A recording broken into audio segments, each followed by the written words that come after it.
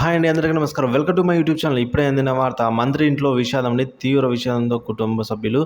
So ఆ వివరాలు అయితే ఈ వీడియో తెలుసుకుందాం. వీడియో అయితే ఎక్కడ కానీ స్కిప్ చేయకుండా ఎండ్ వరకు చూడడం ద్వారా ఇన్ఫర్మేషన్ పూర్తిగా అర్థమవుతుంది. అలాగే వీడియో నచ్చినది ఒక లైక్ చేయండి. ఇంకా సబ్స్క్రైబ్ అవ్వనట్లయితే మన ఛానల్ సబ్స్క్రైబ్ చేసుకోండి. ఇక వివరాల్లోకి వెళ్ళినట్లయితే, ఒంగోలు మాజీ పార్లమెంట్ సభ్యులు మాగుంట సుబ్బరామరెడ్డి పార్వతమ్మల కుమారుడు మాగుంట విజయరెడ్డి 55 సంవత్సరాలు ఈయనకండి.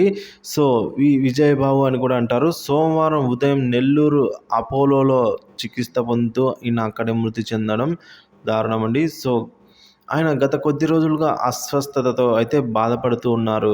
ఈరోజు ఉదయం మరణించడం బాధాకరం. దీంతో మాగుంట కుటుంబంలో తీవ్ర విషాదం అయితే నెలకొంది. మాగుంట సుబ్బరామిరెడ్డి నెల్లూరు జిల్లా కాగా, ఇక ప్రకాశం జిల్లా నుంచి రాజకీయాల్లో అయితే ఆయన కొనసాగారు. 1991లో కాంగ్రెస్ పార్టీ నుంచి ఒంగోలు ఎంపీగా పోటీ చేసి గెలిచారు ఆయన.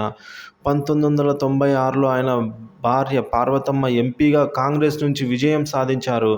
1998లో మాగుంట సుబ్బరామిరెడ్డి సోదరుడు మాగుంట శ్రీనివాసులు రెడ్డి కాంగ్రెస్ తరపున పోటీ చేసి గెలుపొందారు. మాగుంట సుబ్బరామిరెడ్డి పార్వతమ్మల కుమారుడు విజయరెడ్డి మాత్రం రాజకీయాలకు దూరంగా ఉంటూ వస్తూ ఉన్నారు. సో మరి ఈ విధంగా జరగడం అయితే చాలా బాధాకరం అండి. సో కుటుంబ సభ్యులంతా కూడా తీవ్ర ఆందోళనలో అయితే ఉన్నారు.